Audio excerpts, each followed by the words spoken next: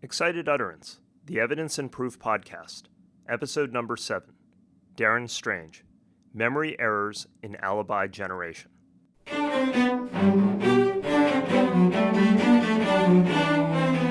Welcome to Excited Utterance.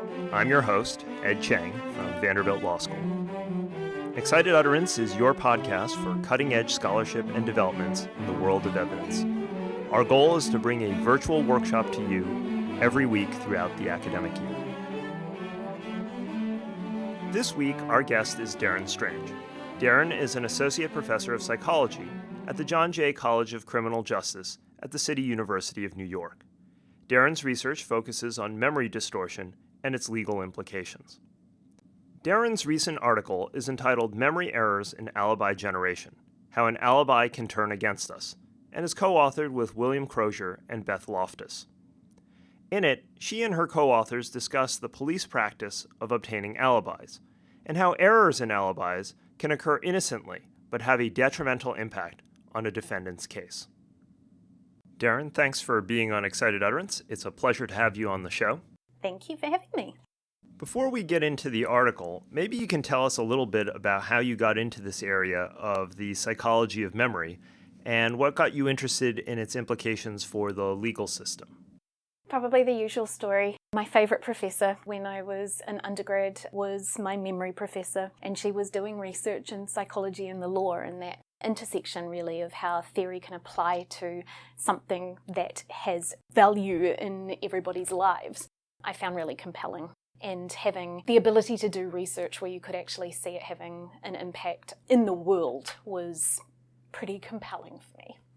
Let's talk about alibis, which of course are part and parcel of any criminal investigation. How does a witness form an alibi, psychologically speaking, and how can those alibis go awry even though a person is innocent? Well, that's a big question.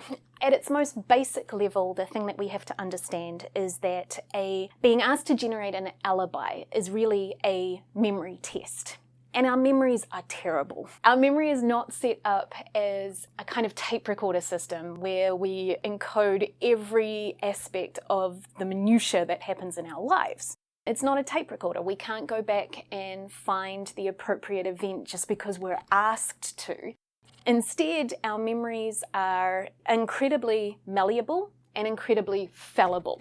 And that means that when we're asked by the police, typically, where we were and what we were doing at a particular moment in time, unless we were actually committing a crime or actually doing something really significant, the chances that we're going to be able to produce that information are slim to none.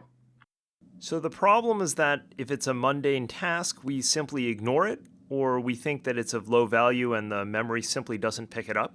Yeah, essentially. Our memory is capacity limited. That is, it's not like we can encode everything that happens to us. And if we don't encode it, we can't retrieve it.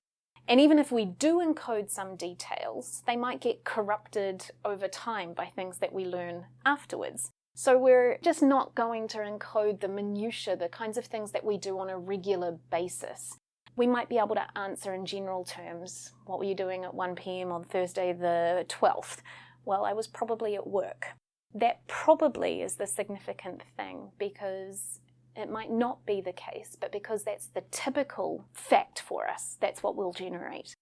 And then if that's not true, an inconsistency in an alibi is a significant problem, not just for the person at the time that they're providing that answer, but it has cascading effects throughout an entire investigation and ultimately trial. Let me back up a little bit. In an earlier article, you, along with Jennifer Dysart and Beth Loftus, conducted a set of experiments where you demonstrated exactly this phenomenon that you're talking about, that people generally have trouble recalling these past mundane events. Can you tell us a little bit more about those experiments? And I know that it's a pretty involved experiment that you did, so just in general terms, what did you do and what did you find? I'm sure I can try and keep it simple. What we did was we had a bunch of college students, around 80 of them, and we asked them out of nowhere to write down, they were in a class, write down what they were doing, where they were, who they were with, what happened before and what happened after for a 6-hour time period 3 weeks earlier. And you can imagine that they didn't particularly like this task. In fact, there was a lot of blank looks. They went through all of these details and they went through a step-by-step process. And then they had to rate how confident they were and a bunch of other kinds of little characteristics. And once they'd completed that task, we then asked them to go away and prove it. They had a week to generate evidence to support their alibi. They ultimately knew that they were going to have to come back into class and produce that alibi again and the evidence to support it. This, of course, is very similar to what police are asking suspects to do. You have a suspect and you ask them out of the blue, what did they do 2 weeks or 3 weeks ago? The person really doesn't have a clue, and then they have to substantiate that because that's what the police are going to want. Absolutely. So it's obviously slightly more contrived than that. And at worst, the students could have thought that they were going to fail this task and disappoint me as their professor.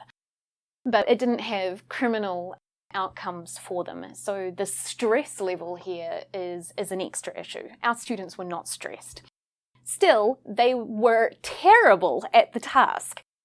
What we found was that when they came back at time 2, so the second time we asked these questions, the amount of detail they could offer about where they were and what they were doing had essentially halved.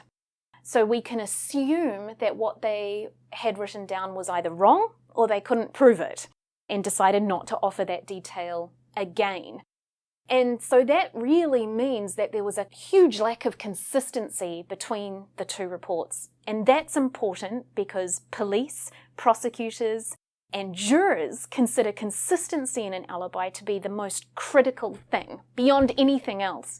But when we then looked at the kinds of things that people would be most likely to get wrong, the timing was the worst. So people were just often frequently wrong about what they were doing at a particular time. They might be right that they did that at a particular time that day, but we asked them to specify the exact timing, which is critical in a police investigation. And it turns out that's the worst way to ask people for information about what they were doing. There are a couple of other things that your articles have talked about in this vein. A lot of members of the general public, and thus a lot of prospective jurors, think that you have a high-stakes type situation, therefore you're going to have a more consistent alibi.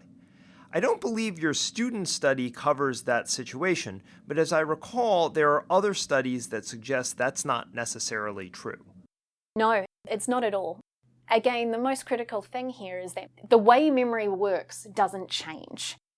And when you're asked in a high-stakes situation what you were doing, the only way that that can actually be improved is if you were actually doing something that was critical. So just because the police are asking isn't going to improve your accuracy.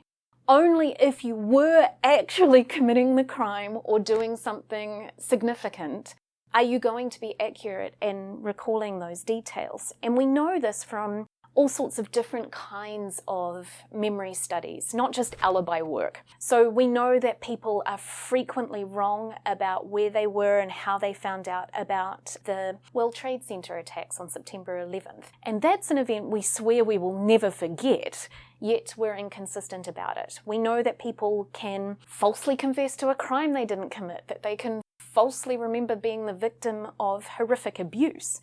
If our memories are so malleable even for those kinds of significant things, the idea that somehow our memories should perform differently in a situation in which we're asked by police what we were doing is frankly ridiculous. How does a person have their memory distorted? Or let me be more specific. What is the mechanism through which a person's memory becomes distorted from what they actually perceived? Is it through the power of suggestion? That as other people talk about vivid details which may or may not have occurred, the witness will then start to incorporate those details into his or her memory? Yes, the mechanism, the actual way that that happens is through what we call a source monitoring error. So the idea here is that when we're encoding details about an event, when we're actually experiencing an event, we don't store those details with a tag or a label that specifies this actually happened in the event. So when we're then discussing an event with other people, when we're watching a news report about it, or being interviewed by the police and provided with additional information, that information also becomes a part of our memory report. And again, there's no tag or label specifying that it came after the event. So with a little bit of time going by, now we just recall those details. We don't recall who said what or where we learned it. So that source monitoring error is really the mechanism driving memory distortion. Given what we've heard today, that it's easy for innocent people to make mistakes in their alibis, and then for the police and jurors to be extremely harsh about those errors, what's the solution for the system? Or if we can't have a perfect solution, what can we do to structure police investigations or trials to reduce the possibility of attributing too much weight to an inconsistency in a person's alibi? Sadly, the answer to those questions is always policy changes, and they're always difficult to implement. We think that one of the best things to do would be to get police to incorporate non-temporal recall cues in police questioning. So rather than asking, where were you and what were you doing at 3 o'clock last Saturday, somehow approach it from a different angle, perhaps asking, were you in this vicinity, providing a location rather than a timing. Those kinds of cues we know can produce more accurate event reports. So that would be an option. Can you give me an example of when geographic cues work better than temporal ones? Sure. We did see it in our study that timing was not the best, and instead people were pretty accurate about where they were. So that's one thing. And then some of the work by one of my colleagues, Charmin, has shown that when people are asked location information, they're better than when they're asked timing cues. But when you combine those two, which we do tend to see in many police questions, providing the location and the time, that's bad. So somehow it has an additional negative impact. So there's clearly more work to be done around that point. And then there's a very old memory-based study from decades ago by Wagner, which he did a diary study where he encoded one particular event that had happened to him on every single day. And then he asked one of his colleagues to randomly test him. And date, timing information, terrible. Location information, a little better. One proposal is to use locating cues as opposed to timing cues. Another proposal that you suggest is a little trickier, I think, which is to allow suspects to have a bit more time to generate an alibi. This proposal, of course, makes perfect sense. If people are not paying attention to the mundane, you want to provide them with time to either recall out of memory or to find out, whether through using a date book or a calendar program or asking other people. But of course, there is a downside to this procedure, which you fully concede in the article, and that is that the added time will give guilty defendants time to fabricate an alibi.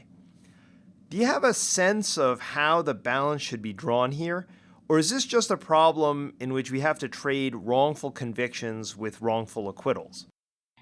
Yeah, it's a nice idea that we would be able to somehow structure or scaffold people's reporting. So instead, when the police ask the question, they give them a few minutes to plot out and look at their phone for their calendar app, those kinds of things. But frankly, I don't think it will help. I suspect when we do that research, we will come away finding that there is a negligible effect on accuracy rates. And that negligible effect could be the difference between a wrongful conviction and not, so it's hardly negligible to a particular person. But from a policy perspective, if it's going to allow guilty parties to also have more time to generate a better lie, then it's not practical. I think we really have to look more at the idea of getting jurors and prosecutors and investigators to accept the idea that inconsistencies in memory are normal and that they aren't indicative of guilt, and perhaps look for some evidence before jumping to that conclusion. The other proposal that you suggest, and this I found particularly intriguing, is to have the defense effectively demonstrate how difficult it is to recall these kinds of mundane events from the past. So, for example, the defense can simply ask jurors to engage in your experiment. You ask the jurors, "What were you doing 3 weeks ago at 2 o'clock in the afternoon?" Then you tell them to go home and find evidence as to whether or not they were right or wrong. Wouldn't that essentially give the jurors a personal experience that would help them weight the inconsistency in an alibi correctly? Yes, in fact, that particular study has been done by some of my colleagues, Olson and Wells, and they found that participants who did generate an alibi of their own before evaluating somebody else's did rate that particular alibi as more credible than participants who didn't have that experience. So we certainly think that as an approach, it can have great benefits in helping people to understand how difficult it actually is.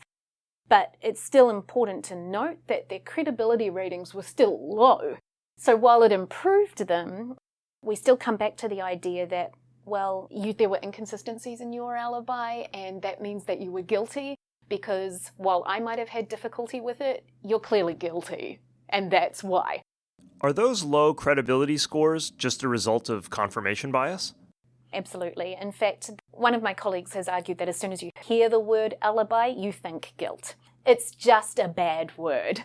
It has such terrible connotations. So as soon as a defendant is labeled a defendant, they're in trouble. Certainly it varies, and there is certainly some supporting evidence that can improve the likelihood of an alibi appearing accurate. And it's not family members. So a non-motivated other person with physical evidence to support it is going to look good. A family member saying he was sleeping on my couch, not going to look good. But really, any situation in which an alibi is being offered, if there is any kind of inconsistency, our research shows that participants are just incredibly skeptical.